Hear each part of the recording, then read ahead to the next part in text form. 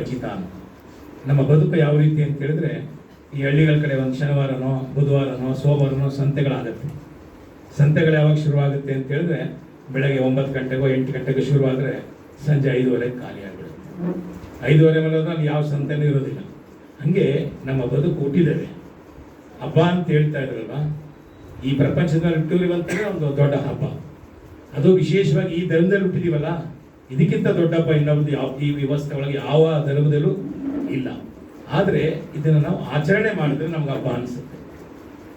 ನಾವೆಲ್ಲಿ ಆಚರಣೆ ಮಾಡದೆ ಹೋಗ್ಲಿ ನಮ್ಗೆ ಯಾವ ಹಬ್ಬನೂ ಅನ್ಸೋದಿಲ್ಲ. ಈಗ ಹಬ್ಬಗಳ ಬಗ್ಗೆ ನಾವು ಮಾತನಾಡ್ತಿದ್ವಿ. ಹಬ್ಬ ಯಾಕೆ ಮಾಡ್ತೀವಿ ಅಂತ ಹೇಳಿದ್ರೆ, ಹಿಂದಿನಿಂದ ಪೂರ್ವಜರು ಮಾಡ್ಕೊಂಡು ಬರ್ತಾ ಇದ್ರು. ನಮ್ಮ ಧರ್ಮ, ನಮ್ಮ ವ್ಯವಸ್ಥೆ ಇವೆಲ್ಲವನ್ನ ಪೂರ್ವಜರು ಹಾಕೊಟ್ಟಿದ್ರು. ಆ ಮಾರ್ಗದಲ್ಲಿ ನಡೀತಾ ಇದ್ದೇವೆ ಅಂತೇಳಿ ನಾವು ಮಾಡುವಂಥ ಧರ್ಮ ಹಬ್ಬ ಆ ಶ್ರೇಷ್ಠತೆಯನ್ನು ನಮ್ಮಲ್ಲಿ ಕಾಪಾಡದೆ ಹೋದರೆ ಅದಕ್ಕೊಂದು ಅರ್ಥ ಇರೋದಿಲ್ಲ. ನಾವು ಯಾವುದೇ ಕೆಲಸ ಮಾಡಬೇಕಾದ್ರೆ ಅದಕ್ಕೊಂದು ಅರ್ಥ ಇರಬೇಕು. ನಮ್ಮ ಬದುಕನ್ನು ನಾವು ಲೀಡ್ ಮಾಡಬೇಕಾದ್ರೆ ಸಣ್ಣದಲ್ಲಿ ನಾವು ಮಾಡಿದ್ರೆ ನಮ್ಗೆ ಆನಂದವನ್ನು ಕೊಡುವಂಥದ್ದು. ಉದಾಹರಣೆಗೆ ನಾವು ಲಿಂಗ ಪೂಜೆ ಮಾಡ್ತೀವಿ, ಲಿಂಗ ಕಟ್ಕೊಳ್ತೀವಿ. ಏನಕ್ಕೆ ಲಿಂಗ ಕಟ್ಕೊಳ್ತೀವಿ? ಏನಕ್ಕೋಸ್ಕರ ಲಿಂಗ ಕಟ್ಕೋಬೇಕು? ಲಿಂಗ ಕಟ್ಕೊಂಡ್ರೆ ಏನು ಪ್ರಯೋಜನ ಅಲ್ವಾ? ನಾವೆಲ್ಲ ಲಿಂಗವಂತರೆ. ಇದು ಒಂದು ಧರ್ಮ ಅಲ್ಲ, ಒಂದು ಧರ್ಮದ ವ್ಯವಸ್ಥೆ ಇರ್ತಕ್ಕಂಥದ್ದು, ಒಂದು ಜಾತಿ ಅಲ್ಲ. ಸೂರ್ಯ ಯಾವ ರೀತಿ ಈ ಪ್ರಪಂಚಕ್ಕೆ ಬೆಳಕನ್ನು ಕೊಡ್ತಾನೋ ಹಂಗೆ ಇದು ಒಂದು ಲಿಂಗವಂತ ಧರ್ಮ. ಮುಸ್ಲಿಂ ಲಿಂಗದರ್ಶಿದ್ರು ಅವನು ಲಿಂಗವಂತನೇ, ಅವನ ಶರೀರನೂ ಲಿಂಗವಂತ ಶರೀರನೇ. ಒಬ್ಬ ದಲಿತ ದರ್ಶಿದ್ರು ಲಿಂಗವಂತ ಶರೀರನೇ. ಯಾರು ಬೇಕಾದರೂ ಸೂರ್ಯ ಇದ್ದಾಗೆ ಈ ಧರ್ಮವನ್ನು ಪರಿಪಾಲನೆ ಮಾಡಬಹುದು. ದೇವರನ್ನು ನೋಡಲಿಕ್ಕೆ, ಸೂರ್ಯನ ನೋಡಲಿಕ್ಕೆ ಎಲ್ಲೋ ಹೋಗುವಂಥದ್ದಲ್ಲ, ನಮ್ಮೊಳಗೆ ಇರುವಂಥದ್ದು. ಅಂತಹ ಅದ್ಭುತವಾದ ಧರ್ಮದಲ್ಲಿ ನಾವು ಹುಟ್ಟಿದೀವಲ್ಲ, ಅದು ನಿಜವಾದ ಧರ್ಮ. ಅದರ ಪಾಲನೆ ಮಾಡಿದಾಗ ಮಾತ್ರ ನಮಗೆ ಅದಕ್ಕೆ ಹೇಳ್ತೀವಿ ಅರ್ಚನೆ, ಅರ್ಪಣೆ, ಅನುಭವ. ನಾವು ಅರ್ಚನೆ ಮಾಡ್ತೀವಿ, ಅರ್ಪಣೆ ಮಾಡ್ತೀವಿ, ಅನುಭವ ಕೊಡೋದಿಲ್ಲ. ದೇವರೆಲ್ಲಿದ್ದಾನೆ ಅಂತೆಲ್ಲ ಹುಡುಕೊಂಡು ಹೋಗ್ತೀವಿ. ದೇವರೆಲ್ಲ ಹುಡ್ಕೊಂಡು ಹೋಗೋ ಅವಶ್ಯಕತೆ ಇಲ್ಲ, ನಿಮ್ಮೊಳಗೆ ಇದ್ದಾನೆ. ನಮ್ಮ ಧರ್ಮ ಏನಿರುತ್ತೆ, ಇಷ್ಟಲಿಂಗವನ್ನು ಪೂಜೆ ಮಾಡಿ ತಂದೆ ತಾಯಿಗೆ ನಮಸ್ಕಾರ ಹಾಕಿದ್ರೆ ಅದಕ್ಕಿಂತ ದೊಡ್ಡ ದೇವರು ಈ ಪ್ರಪಂಚದಲ್ಲಿ ಯಾವುದೂ ಇಲ್ಲ ಅಂತ. ನಾವೇನು ಮಾಡಿದ್ದೀವಿ, ಕಾಲ ಬದಲಾವಣೆ ಆಗ್ತಿದೆ. ಲಿಂಗ ಎಲ್ಲ ನಾವು ಊಟಕ್ಕೆ ಹಾಕ್ತಿದ್ದೀವಿ, ತಿಮ್ಮಪ್ಪನ ಹುಡಿಕೊಂಡು ಹೋಗ್ತೀವಿ, ಎಲ್ಲೆಲ್ಲ ಹುಡಿಕೊಂಡು ಹೋಗಿ ಕಾಣೋ ದೇವ್ರನ್ನ ಹುಡ್ಕೊಂಡು ಹೋಗ್ತಿರ್ತೀವಿ.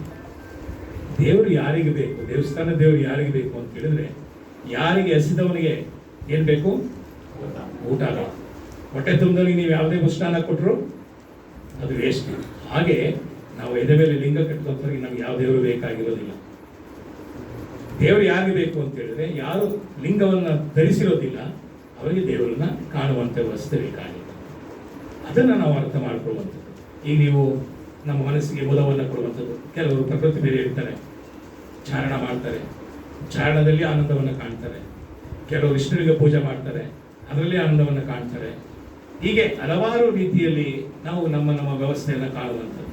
ಅದಕ್ಕೆ ನಮ್ಮ ಧರ್ಮದಲ್ಲಿ ಏನಪ್ಪಾ ಅಂದರೆ, ಅನುಭವವನ್ನೇ ದೇವರು ಅಂತ ಹೇಳಿ ನಾವು ಕರೀತೇವೆ. ಆ ಅನುಭವವನ್ನೇ ನಾವು ಪಡಿದೇ ಹೋದ್ಮೇಲೆ ದೇವರನ್ನ ಕಾಣಲಿಕ್ಕೆ ಯಾವ ಸಾಧ್ಯ? ನಮ್ಮ ಮಕ್ಕಳು ಓದ್ಬೇಕಾದ್ರೆ ನಾವೆಲ್ಲ ಪಾಠ ಮಾಡಿಸಿ, ನಮಗೆಲ್ಲ ಮನೆ ಪಾಠ ಕೊಟ್ಟು ಅವರೆಲ್ಲ ಮಾಡಿ ಚೆನ್ನಾಗಿ ಅಭ್ಯಾಸ ಮಾಡಿದ್ರೆ ಏನು ಮಕ್ಕಳು ಮಾಡ್ತಾರೆ? ಓದ್ತಾರೆ. ನಾವು ಅವ್ರಿಗೇನೂ ಪ್ರಿಪರೇಷನ್ ಮಾಡ್ಕೊಳ್ಳಿಲ್ಲ ಅಂದ್ರೆ ಅವ್ರು ಓದಲಿಕ್ಕೆ ಸಾಧ್ಯ ಇಲ್ಲ. ಹಾಗೆ ನಮ್ಮ ಅನುಭವವನ್ನು ನಾವು ಪಡೆದೇ ಹೋದರೆ ಈ ಜನ್ಮದಲ್ಲಿ ನಾವೇನೂ ಸಾಧನೆ ಮಾಡಲಿಕ್ಕೆ ಸಾಧ್ಯ ಇಲ್ಲ.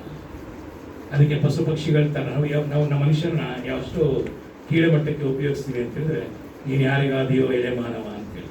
ಒಂದು ಮರ ಹುಟ್ಟಿದ್ರೆ, ಒಂದು ಮಾವಿನ ಹಣ್ಣು ಮರ ಹುಟ್ಟಿದ್ರೆ ಹಣ್ಣು ಕೊಡುತ್ತೆ, ನೆರಳು ಕೊಡುತ್ತೆ, ಮನೆಗೆ ಸೌದೆ ಆಗುತ್ತೆ. ಆದ್ರೆ ನಾವೇನು ಮಾಡ್ತಿದ್ದೀವಿ? ನಾವೆಲ್ಲರಿಗೂ ತೊಂದರೆ ಕೊಡುವಂಥ ವ್ಯವಸ್ಥೆಯಾಗಿ ಇರ್ತಕ್ಕಂಥದ್ದು. ಯಾಕೆ ಅಂತ ಹೇಳಿದ್ರೆ, ಅದಕ್ಕೆ ಅಜ್ಞಾನದ ಪರಿಮಿತಿ. ನಮಗೆ ಯಾವಾಗ ಅಜ್ಞಾನ ತುಂಬುತ್ತದೆ ನಮ್ಮಲ್ಲಿ ಕೆಲವು ವ್ಯತ್ಯಾಸಗಳಾಗಲಿಕ್ಕೆ ಸಾಧ್ಯ. ನಾವು ಯಾವಾಗ ನಮ್ಮ ಬದುಕನ್ನು ಅರ್ಥೈಸ್ಕೊಳ್ಳೋದಿಲ್ಲ, ಮನುಷ್ಯ ಅಂತ ನಾವು ಈ ಜೀವನದ ಮೇಲೆ 84 ಲಕ್ಷ ಜೀವರಾಶಿಗಳಲ್ಲಿ ಹುಟ್ಟಿದ ಮೇಲೆ ಇದು ಬಹಳ ಅದ್ಭುತವಾಗಿರುವಂಥ ನಮ್ಮ ಈ ಜೀವನ, ಎಲ್ಲ ಪ್ರಾಣಿ ಪಕ್ಷಿಗಳಿಗಿಂತ ಮಿಗಿಲಾಗಿ ಶ್ರೇಷ್ಠವಾಗಿರುವಂಥ ಈ ಜೀವ ಎಲ್ಲವನ್ನ ಒಳಿತು ಕೆಟ್ಟದ್ದನ್ನು ಕಂಡಂಥದ್ದು ಒಳಿತನ್ನ ಯಾಕೆ ಆಯ್ಕೆ ಮಾಡ್ಕೊಳ್ಳೋದಿಲ್ಲ? ಯಾಕೆ ನಮ್ಮ ಬದುಕನ್ನು ಆಸನ ಮಾಡ್ಕೊಳ್ಳೋ ಕಡೆ ಗಮನ ಹರಿಸೋದಿಲ್ಲ? ಮನುಷ್ಯ ತಪ್ಪು ದಾರಿ ಓಡ್ತಾ ಇರ್ಬೇಕಾದ್ರೆ ನಡುಗುವಂಥದ್ದು ತಪ್ಪಾಗುವಂಥದ್ದು.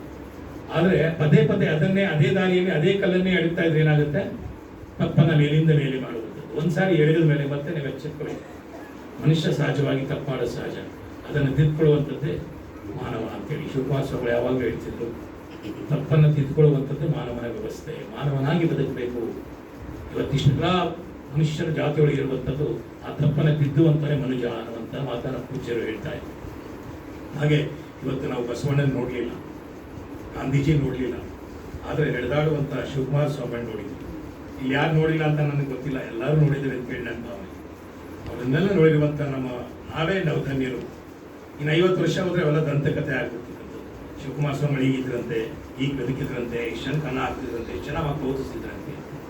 ಎಲ್ಲೋ ನಿನ್ನೆ ಮೊನ್ನೆ 100 ಮಕ್ಕಳನ್ನು ಇದಕ್ಕೆ ನಮ್ಮ ವ್ಯವಸ್ಥೆಗೆ ತೆಗೆದುಕೊಂಡು ಅವ್ರನ್ನ ಆರೈಕೆ ಮಾಡಿ ಮದರ್ ತೆರಿಸಾ ಅವರು ತನ್ನ ಧರ್ಮಕ್ಕೆ ಅವರು ಏನು ಮಾಡ್ತಾರೆ, ಸೆಳೆತ ಮಾಡ್ತಾರೆ. ಈ ದೇಶ ಅವರನ್ನು ಪೂಜೆ ಮಾಡ್ತದೆ. ಆದರೆ ಶಿವಕುಮಾರ ಸ್ವಾಮಿಗಳು ಮಾಡಿಲ್ಲ.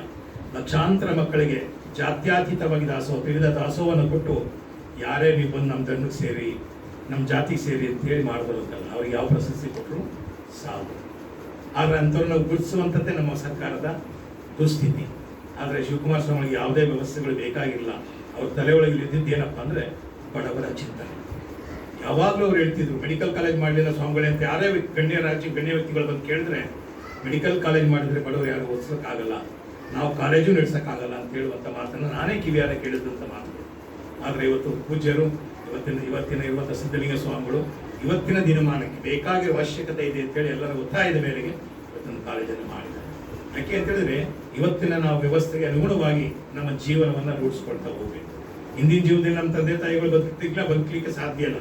ಇವತ್ತಿನ ದಿನಮಾನಗಳಿಗೆ ಏನೇನು ವೈಜ್ಞಾನಿಕತೆಗೆ ನಾವು ಬಳಸ್ಕೋಬೇಕು ಅದನ್ನು ಬಳಸ್ಕೊಳ್ಳೋದ್ರ ಜೊತೆಗೆ ಉತ್ತಮ ಸಂಸ್ಕಾರವನ್ನು ನಮ್ಮ ಮಕ್ಕಳಿಗೆ ಕೊಡುವಂಥ ಕೆಲಸವನ್ನು ಮಾಡಬೇಕು. ಯಾವುದೇ ಶಾಲೆ, ನೀವು ಯಾವುದೇ ಹೈಟೆಕ್ ಶಾಲೆಗೆ ಹಾಕಿದ್ರು, ಯಾವುದೇ NPS ಶಾಲೆಗೆ ಹಾಕಿದ್ರು ನಿಮಗೆ ಮಕ್ಕಳಿಗೆ ಸಂಸ್ಕಾರವನ್ನು ಹೇಳ್ಕೊಡೋದಿಲ್ಲ. ಹೇಳ್ಕೊಡ್ತಾರಾ? ಇವತ್ತು ಯಾರಾದರೂ ದೊಡ್ಡವರು ಮನೆಗೆ ಬಂದರೆ ಈಗಿನ ಮಕ್ಕಳು ಇಂಗ್ಲೀಷ್ ಮೀಡಿಯಂ ಓದ್ ಮಕ್ಕಳು ಕ್ಯಾರೆ ಅನ್ನೋದಿಲ್ಲ. ಯಾರು ಐ ಡೋಂಟ್ ನೋ ಅಂತ ಹೊಡಿತ ಒಳಗೆ. ನೀವು ಯಾರು ಬಾಗಿಲು ಬಿಡೋ ಸ್ವಾಮೀಜಿ ಬಂದವ್ರೆ ಅಂದರೆ ಐ ಡೋಂಟ್ ನೋ ಅಂದ್ಬಿಟ್ಟು ಬಾಗಿಲೇ ತೆಗಿಯೋದು ಇವತ್ತಿನ ವ್ಯವಸ್ಥೆ ಆಗಿದೆ. ಅದೇ ಒಬ್ಬ ಮಕ್ಕಳಿಗೆ ಧರ್ಮ ಸಂಸ್ಕಾರ ಕೊಟ್ಟರೆ, ಒಬ್ಬ ಗುರುಗಳು, ಒಬ್ಬ ಸ್ವಾಮೀಜಿಗಳು ಬಂದರೆ, ಅಮ್ಮ ಗುರುಗಳು ಬಂದಿದ್ದಾರೆ, ಸ್ವಾಮೀಜಿಗಳು ಬಂದಿದ್ದಾರೆ ಅಂತ ಕರೆಯುವಂಥ ವ್ಯವಸ್ಥೆ. ನಾವು ಬೇರೆ ಎಲ್ಲೋ ಕಲಿಯುವಂಥದ್ದಲ್ಲ. ಸಂಸ್ಕಾರ ನಮ್ಮ ತಂದೆ ತಾಯಿಗಳಾದಂಥವರು ಮಕ್ಕಳಿಗೆ ಹೇಳ್ಕೊಡುವಂಥದ್ದೇ ಒಂದು 50%. ಅದು ಇನ್ನು 50% ನೀವು ಎಜುಕೇಷನ್ ಕೊಡಿ. ಅದ್ರ ಜೊತೆಗೆ ಈ ಮಕ್ಕಳಿಗೆ ನಾವು ಯಾವಾಗ ಸಂಸ್ಕಾರ ಕೊಡ್ತೀವಿ ಅವಾಗ ವೃದ್ಧಾಶ್ರಮ ಕಮ್ಮಿ ಆಗ್ತವೆ. ನೀವು ನೋಡ್ಕೊಳ್ಳುವಂಥ ನಿಮ್ಮನ್ನು ಪ್ರೀತಿಸುವಂಥ ವ್ಯವಸ್ಥೆ ಆಗಬೇಕು. ಯಾಕೆ ಇವತ್ತು ವೃದ್ಧಾಶ್ರಮಗಳು ಜಾಸ್ತಿ ಆಗ್ತಾ ಇದ್ದಾವೆ ಅಂತ ಹೇಳಿದ್ರೆ, ಜನ ಜಾಸ್ತಿ ಆಸ್ತಿ ಮಾಡ್ತಾರೆ, ಮಕ್ಕಳಿಗೆ ಸರ್ವಾಧಿಕಾರ ಕೊಡ್ತಾರೆ, ಅವ್ರಿಗೆ ಮನಸ್ಸೋ ಇಚ್ಛೆ ಮಾಡ್ತಾರೆ.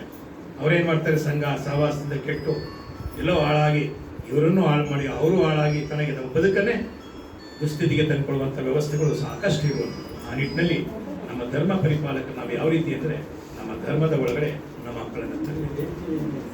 ಇವತ್ತು ಹಣ ಮಾಡುವುದರ ಜೊತೆಗೆ ನಮ್ಮ ಮಕ್ಕಳಿಗೆ ಸಂಸ್ಕಾರವನ್ನು ಕೊಟ್ಟರೆ, ಇವತ್ತು ಇವತ್ತು ನಮ್ಮ ದಾಸೋಹಿಗಳಾದಂಥವ್ರು ಮಾಡ್ತಾ ಇದ್ದಾರೆ. ತುಂಬ ಆನಂದ. ಇಂಥ ಒಂದು ಕಾರ್ಯಕ್ರಮದಲ್ಲಿ ದಾಸೋಹ ಮಾಡ್ತೀವಿ ಅಂತ ಬಂದಿದ್ದಾರಲ್ಲ, ನಿಜವಾಗ್ಲೂ ದಯಾಮಯನ ಪರಮಾತ್ಮ ಅವ್ರಿಗೆ ಯಾವಾಗಲೂ ಅನ್ನ ದಾಸೋಹನ ಆ ಮನೆಯಲ್ಲಿ ಯಾವಾಗಲೂ ಹೆಚ್ಚಲಿ. ಯಾಕೆಂದರೆ ಅನ್ನ ಹಾಕದ ಮನೆ ಯಾವತ್ತೂ ಕೇಳೋದಿಲ್ಲ. ಹಾಗಾಗಿ ಇವತ್ತು ಶಿವಕುಮಾರ ಸ್ವಾಮಿಗಳು ಎಷ್ಟೋ ಸಾರಿ ಬರಗಾಲ ಬಂದಾಗ ಸರ್ಕಾರ ಅಕ್ಕಿ ಕೊಡೋದನ್ನೇ ನಿಲ್ಲಿಸಿದಂಥ ಕಾಲದಲ್ಲೂ ಕೂಡ 16,000 ಮಕ್ಕಳಿಗೆ ದಾಸೋಹವನ್ನು ಮಾಡಿದಂಥ ಮಠ. ಹಾಗಾಗಿ ಯಾವುದೇ ಮನೆಗಳು ಕೂಡ ದಾಸೋಹದ ಮನೆಗಳು ಕೆಡಲಿಕ್ಕೆ ಸಾಧ್ಯ ಇಲ್ಲ. ಆ ಪರಮಾತ್ಮ ನಮ್ಮನ್ನು ಅಬ್ಸರ್ವ್ ಮಾಡ್ತಿದ್ದಾನೆ. ಅದನ್ನು ನಾವು ಕಾಯ ವಾಚ ನಾವು ಮನಸ್ಸನ್ನು ಮನಸ್ಪೂರ್ವಕವಾಗಿ ಮಾಡಿದ್ರೆ ಮಾತ್ರ ಅದು ಪರಮಾತ್ಮನಿಗೆ ಅರ್ಪಣೆ ಆಗ್ತಕ್ಕಂಥದ್ದು. ಆ ನಿಟ್ಟಿನಲ್ಲಿ ನೀವೆಲ್ಲರೂ ಕೂಡ ಧರ್ಮಾಭಿಮಾನಿಗಳಾಗಿ ನಿಷ್ಠೆಯಿಂದ ನೀವು ಶುಭಜ ಮಾಡೋ ಜೊತೆಗೆ ನಿಮ್ಮ ಮಕ್ಕಳಿಗೆ ಒಳ್ಳೆಯ ಸಂಸ್ಕಾರವನ್ನು ಕೊಟ್ಟು ನಿಮ್ಮ ಕುಟುಂಬವನ್ನು ಒಳ್ಳೆಯ ಸರಿದಾರಿಗೆ ತರುವಂಥದ್ದು. ಎಲ್ಲರನ್ನ ಇವತ್ತು ಸರ್ಕಾರಗಳು ನಾನಾ ರೀತಿಯ ಕಾನೂನುಗಳನ್ನು ತಂದುಬಿಟ್ಟು ಅಕ್ಕ ತಮ್ಮನಿಗಾಗಲ್ಲ, ಅಣ್ಣ ತಂಗಿಗಾಗಲ್ಲ, ಏನೇನೋ ಕಾರ್ಯಕ್ರಮಗಳು ಇವತ್ತು ಹಾಕ್ಬಿಟ್ಟು ಹೋಟೆಲ್ ಅಲಿಯುವಂಥ ವ್ಯವಸ್ಥೆ ಇದೆ. ಇವತ್ತು ಆಸ್ತಿ ಇತ್ತು ಅಂದರೆ ಅವ್ರ ಮನೇಲಿ ನೆಮ್ಮದಿ ಇಲ್ಲ. ಆ ಪರಿಸ್ಥಿತಿಗೆ ಇವತ್ತು ನಮ್ಮ ಸಮಾಜ, ನಮ್ಮ ವ್ಯವಸ್ಥೆ, ನಮ್ಮ ಜನಗಳು ಬಂದು ನಿಂತಿರುವಂಥದ್ದು. ಹಾಗಾಗಿ ಅದನ್ನೆಲ್ಲ ಬಿಟ್ಟು ನಿಲ್ಲುವಂಥ ಶಕ್ತಿ ಈ ಮನುಷ್ಯನಿಗೆ, ಈ ಧರ್ಮಕ್ಕೆ ಇದೆ. ಬಹಳ ಮುಖ್ಯವಾಗಿ ಯಾವ ಧರ್ಮಕ್ಕಿದೆಯೋ ಗೊತ್ತಿಲ್ಲ, ಆದರೆ ಈ ಧರ್ಮಕ್ಕಂತಿದೆ. ನಾವು ಅದನ್ನು ಖಚಿತಪಡಿಸ್ಕೊಳ್ಳುವಂಥದ್ದು ಏನಪ್ಪ ಅಂದರೆ, ಯಾರು ತೀರೋದಾಗ ಒಬ್ಬ ಶ್ರೀಮಂತ, ನೀವು ಅಲೆಕ್ಸಾಂಡರ್ನ ಕತೆ ಕೇಳಿ ಆಗರ್ಭ ಶ್ರೀಮಂತ, ಎಲ್ಲ ದೇಶನ ಲೂಟಿ ಹೊಡೆದು ಕೋಟ್ಯಾಂತರ ವ್ಯವಸ್ಥೆ ಮಾಡಿ ಕೊನೆಗೆ ಒಂದು ಸತ್ತ ಹೋಗ್ಬೇಕಾದ್ರೆ ಉಳಿಸ್ಕೋಕಾಗಲಿಲ್ಲ. ಅವ್ನ ಕೊನೆಗೆ ಅವ್ನ ಶಿಷ್ಯಕರ ಮಂತ್ರಿಗೆ ಹೇಳ್ತಾನಂತೆ, ನೋಡಪ್ಪ ನನ್ನ ಕೈ ಎರಡನ್ನು ಆಚಿಗೆ ಚಾಚು, ನನ್ನ ಹೆಣ ಹೋಗ್ಬೇಕಾರೆ. ಯಾಕೆ ಅಂತ ಹೇಳಿದ್ರೆ, ನಾನು ಇಷ್ಟೆಲ್ಲ ತೊಂದರೆ ಕೊಟ್ಟು ಇಷ್ಟೆಲ್ಲವನ್ನ ದಂಡೆ ಹೋಗಿ ಇಷ್ಟೆಲ್ಲವನ್ನು ಸಂಪಾದನೆ ಮಾಡಿದ್ದೀನಿ, ನನ್ನನ್ನು ನಾನು ಉಳಿಸ್ಕೊಳಕ್ಕಾಗ್ತಾಯಿಲ್ಲ, ನಾನು ಬರಿಗೈಲಿ ಹೋಗ್ತಾ ಇದ್ದೀನಿ ಅನ್ನುವಂಥ ಒಂದು ಸಂದೇಶವನ್ನು ಕೊಡ್ತೀನಿ. ಹಾಗಾಗಿ ನಾವೆಲ್ಲರೂ ಕೂಡ ಬರಿಗೈಲಿ ಹೋಗುವಂಥದ್ದು. ಈ ಸಂತೆಯನ್ನು ನಾವು ಒಳ್ಳೆಯ ವ್ಯವಸ್ಥೆಯನ್ನು ಮಾಡ್ಕೋಬೇಕು ಅಂತ ಹೇಳಿದ್ರೆ, ನಮ್ಮ ಮನಸ್ಸಿಗೆ ನಮ್ಮ ಭಾವನೆಗಳನ್ನು ಯಾವಾಗ